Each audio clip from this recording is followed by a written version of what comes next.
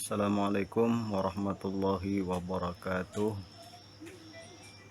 Pada kali ini saya ingin menyampaikan sebuah tugas, yaitu MK Pengantar Teknologi Informasi, yang mana dengan judul pemanfaatan internet dalam pendidikan agama Islam, yaitu oleh Irsadul Hadi Hakimi NEM 228130130695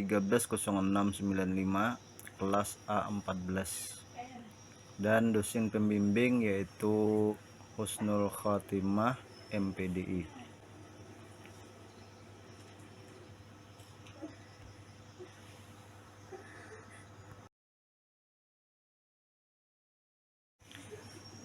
Adapun pemanfaatan internet dalam pendidikan agama Islam yaitu ada 3. Yang pertama yaitu pengertian internet, yang kedua sumber belajar, dan yang ketiga pengertian pendidikan agama Islam.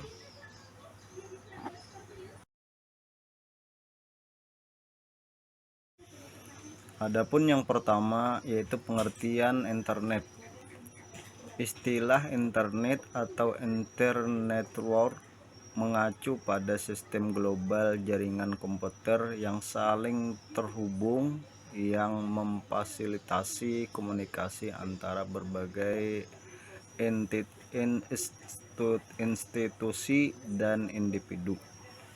Jutaan orang di seluruh dunia dapat menggunakan internet untuk terhubung satu sama lain dan mendapatkan akses ke berbagai alat informasi dan komunikasi.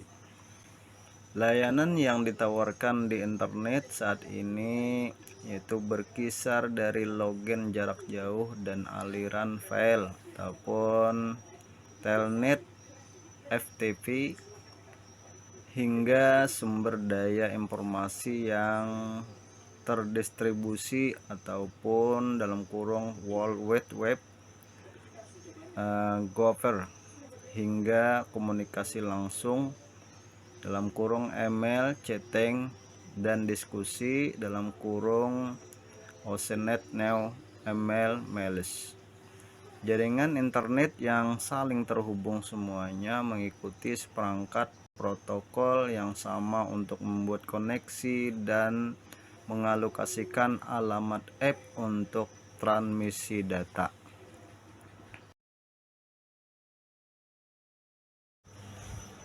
Adapun yang kedua yaitu sumber belajar, yang mana pengertian sumber belajar sangat luas, namun secara umum ada beberapa klasifikasi sumber belajar, yaitu AECT dalam kurung Association of Education Communication Technology, mengklasifikasikan sumber belajar dalam 6 macam, yaitu Mesek, Wafel, Metrales, Depes, dan Teknik dan Setting.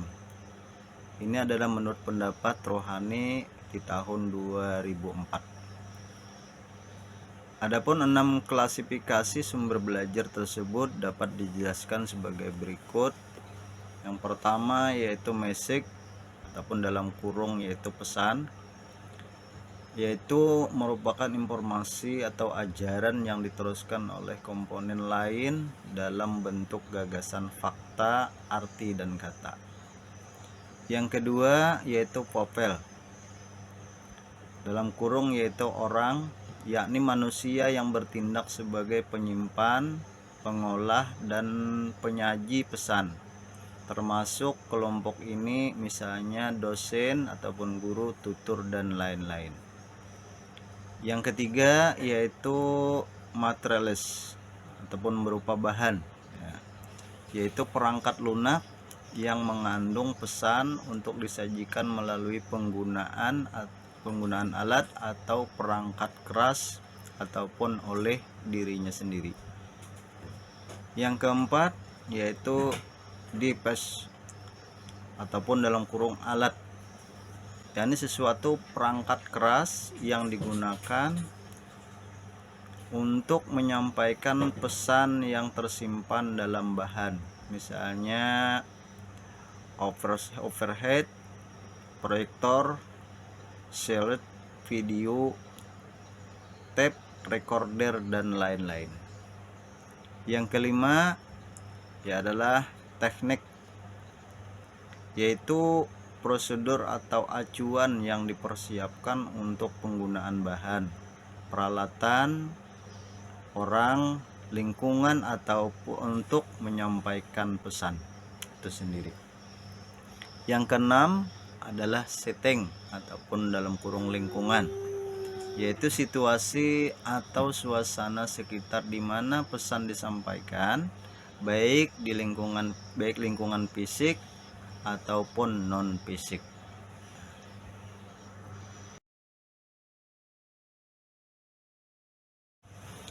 Selanjutnya yang ketiga yaitu pengertian pendidikan agama Islam.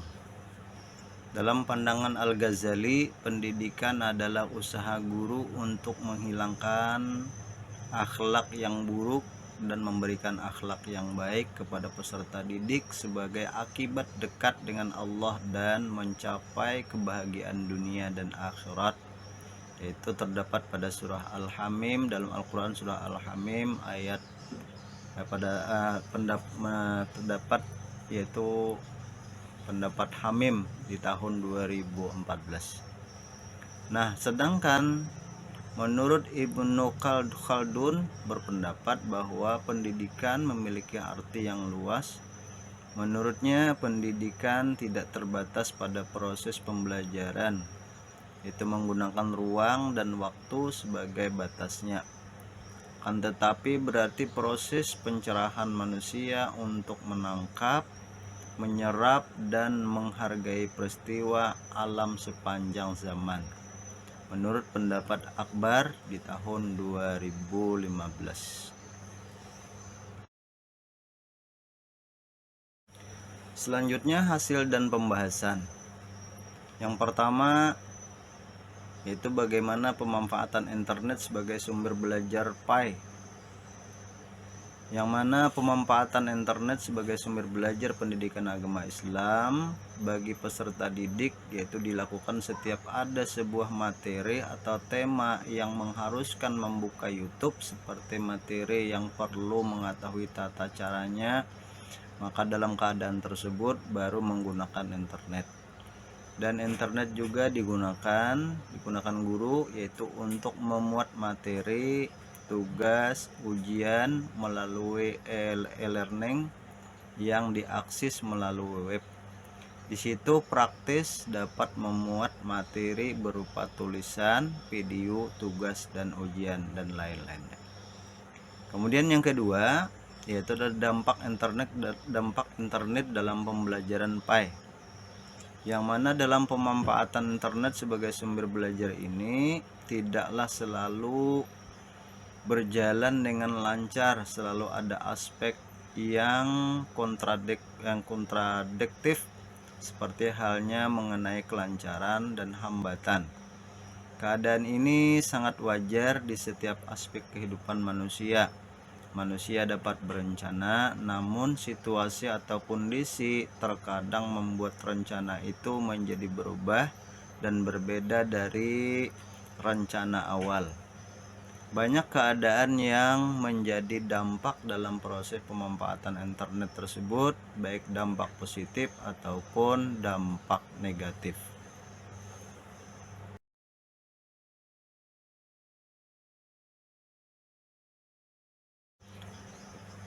Nah, adapun dampak positifnya di sini adalah yaitu membantu menyelesaikan tugas-tugas yang diberikan oleh guru mapel.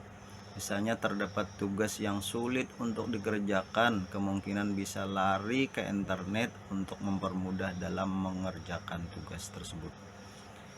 Sedangkan dampak negatifnya adalah dengan adanya internet jadi lebih jarang dan malas untuk membaca dan mencari di buku, sebab internet menyuguhkan berbagai macam informasi yang sangat banyak dan dapat bermanfaat untuk keberlangsungan pembelajaran.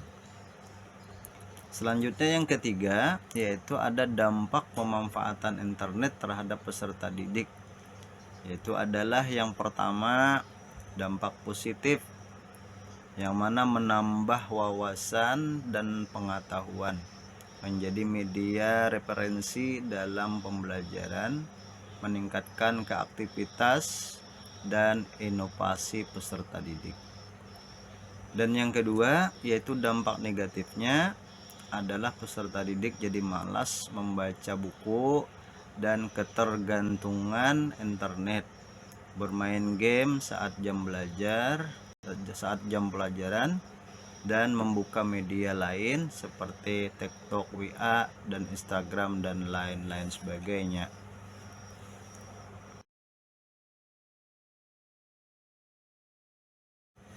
Kiranya demikian yang bisa saya sampaikan, semoga bermanfaat. Sekian dan terima kasih. Saya akhiri. Wassalamualaikum warahmatullahi wabarakatuh.